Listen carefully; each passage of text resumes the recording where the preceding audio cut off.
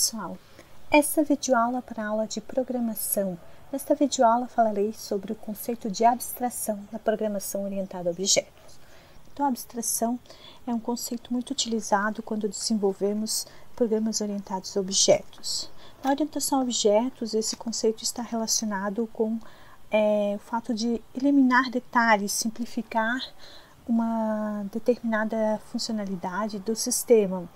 Isso não significa que não vamos implementar seus detalhes, né? Mas num primeiro momento o objetivo é tentar criar uma estrutura base da forma mais genérica possível para o nosso sistema.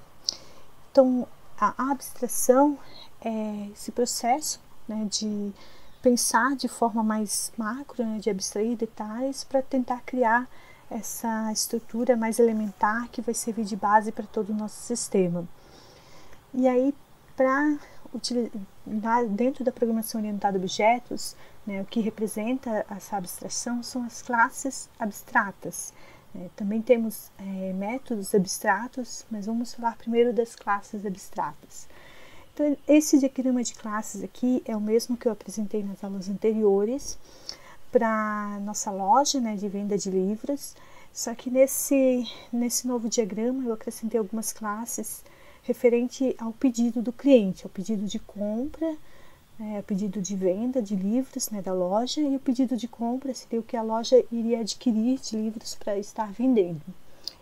E o pedido, ele tem os itens do pedido, né, que são os itens que o usuário selecionou, seria o que estaria lá dentro do carrinho de compras do nosso cliente. E essa classe pedido, ela é uma classe abstrata. Pelo diagrama a gente pode ver que ela é abstrata porque o nome da classe aparece em itálico. Então isso significa que ela é uma classe abstrata. E o que isso quer dizer? Quer dizer que essa classe, ela não pode ter uma instância, né? Eu não posso criar um objeto para essa classe do tipo pedido. Eu vou ter que ter classes filhas, né, que vão implementar métodos e operações especializadas para a classe pedido, para eu poder fazer a instância desses objetos, né? Então eu tenho ali o pedido que vai me dar uma base do que um pedido tem que ter, mas eu tenho o pedido de venda e o pedido de compra. Então na classe pedido eu não tenho todas as informações, eu não tenho todos os métodos implementados necessários para eu gerar um pedido de fato. Então eu preciso, para criar um objeto, criar um pedido de venda, um pedido de compra. Então a gente cria essa classe abstrata para padronizar, né, e organizar o nosso código, para colocar algumas definições necessárias que o resto da implementação deve seguir. Por exemplo, a classe pedido tem o número de pedido, e assim eu garanto que as classes filhas, né, o pedido de venda e o pedido de compra também terão um número de pedido, mas eu não quero que ninguém crie uma instância do objeto pedido, porque ele é incompleto, né? Eu preciso saber se é um pedido de venda, um pedido de compra, que vão ter os seus métodos e seus atributos específicos. Então, como é que fica essa implementação? Então, voltando aqui ao nosso código, né, aqui está aberta a nossa classe livre, né, que nós implementamos nas aulas anteriores. Então, eu vou criar agora essas classes que eu apresentei, a classe pedido e a classe pedido de venda e pedido de compras, para ilustrar esse exemplo de classes abstratas. Então, eu vou criar aqui um novo arquivo, que eu vou chamar de pedido. Então, essa é uma classe. Não, só que ela tem de diferente que ela é uma classe abstrata, então eu vou adicionar essa palavra aqui à frente da classe, que significa que ela é uma classe abstrata. Então assim eu estou definindo que essa classe ela não vai poder ter instâncias delas, né? Então eu vou colocar aqui alguns atributos, como eu coloquei lá na apresentação, como o número do pedido,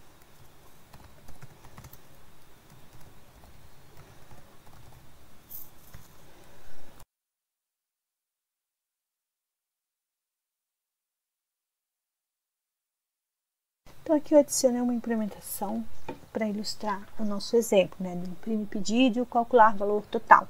Na verdade, esse método calcular valor total é um método abstrato, mas a gente vai falar mais adiante sobre isso, tá? Vamos focar agora na classe. Então, essa classe é abstrata, significa que eu não posso ter instâncias dessa minha classe. Vou fazer aqui um exemplo para ilustrar o problema que acontece.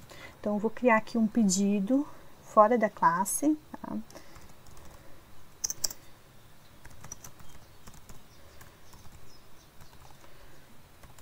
E vou tentar chamar aquele método ali de exemplo, o imprimir pedido. Então, quando eu executo esse meu programa, ele vai tentar criar um objeto do tipo pedido. E aí ele vai apresentar o erro, né, informando que eu não posso ter uma instância da classe pedido, porque ela é uma classe abstrata. Tá? Então, o próprio PHP já faz essa validação quando eu utilizo esse atributo dizendo que a classe é abstrata. Então, para que me serve essa classe? Para eu padronizar o meu código, né? Então, eu vou padronizar aquilo que deve ter dentro das classes filhas, né? As classes especializadas que vão implementar, né, os comportamentos mais especializados. Então, agora eu vou criar uma nova classe chamada pedido de venda.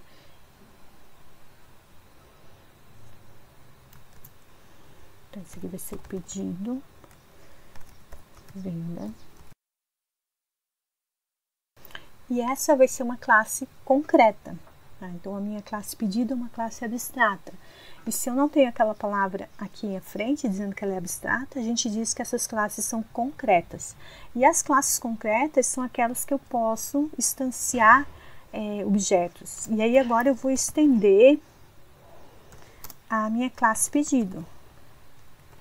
Então, aqui a minha classe pedido de venda já passa a ter, então, tudo aquilo que tinha na classe pedido, né? O número do pedido, o valor total, calcular o valor total, imprimir pedido. Então, e assim, quando eu criar minha classe pedido de compra, também vai ter a mesma coisa. Então, dessa forma, eu padronizo a forma como o meu sistema tem que ser implementado. E aí, observando novamente o nosso diagrama, esse método calcular valor total também aparece em itálico, também significa que ele é um método abstrato. Então, eu também posso ter métodos abstratos, além de classes abstratas. O que isso significa? Significa que esse método não tem implementação. Quem vai fazer a implementação desse método são as classes filhas, o pedido de venda e o pedido de compra. E elas terão que fazer essa implementação obrigatoriamente. Para que a gente utiliza isso? Para também padronizar os métodos que cada classe filha deve implementar obrigatoriamente. Então, todas as classes filhas têm que ter um método chamado calcular valor total para calcular o valor total do pedido. Mas cada tipo de pedido vai calcular da sua forma. E assim eu padronizo a assinatura, né, como a gente chama aqui, o nome do método e os parâmetros que ele deve receber. A gente padroniza essa assinatura do método, tá? Para facilitar a comunicação e interação entre os objetos. Então, voltando para o nosso código, como é que fica essa implementação? Então, aqui vamos voltar lá para a classe pedido, e agora eu vou dizer que esse método calcular valor total, ele é um método abstrato. Tá? Então, ele não vai ter implementação. Então, nesse caso, eu não posso ter nem esse abre e fecha chaves aqui, tá? Para indicar para o PHP que ele não tem implementação. E aí, obrigatoriamente, eu tenho que fazer a implementação nas classes filhas desse método.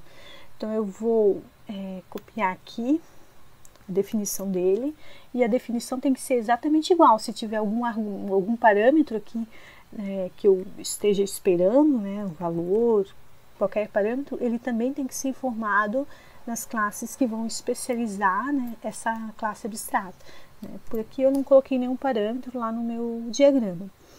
E aqui na minha classe filha, eu vou tentar criar um objeto agora do tipo pedido de venda, para vocês verem o erro que ocorre se eu não implementar aquele método. Então, eu tenho que adicionar aqui a classe pedido, e aí eu posso criar um pedido de venda. Aí, vamos ver o que acontece. Então, ele apresenta aqui um erro, informando que a classe pedido contém um método abstrato que deve ser declarado nessa classe. tá? Porque ele foi herdado lá da classe pedido e não foi declarado, né? Ele precisa obrigatoriamente implementar esse método.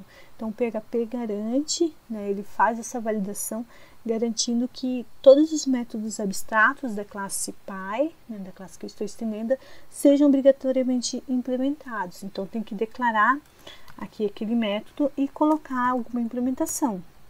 Tá? Se eu colocar só dessa forma, assim, ele já vai aceitar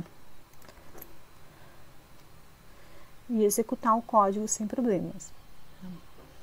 Então, aqui nós temos a classe abstrata, que serve para padronizarmos, né, algumas informações do nosso aplicativo, e nas classes abstratas a gente sempre vai colocar aquilo que é mais genérico, né, para elas servirem como base para o nosso sistema.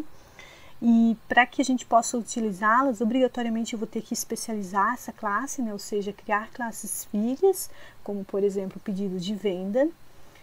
E aí sim eu posso então instanciar objetos dessa classe. Se na classe Pi tem algum método que é abstrato, como esse, obrigatoriamente eu tenho que colocar a sua implementação nas classes filhas, como eu coloquei aqui. E a assinatura do método, né, ou seja, o nome do método e os parâmetros têm que ser exatamente iguais aos que estão definidos aqui na classe Pi. A única coisa que vai mudar é que não vai mais ter a palavra abstract.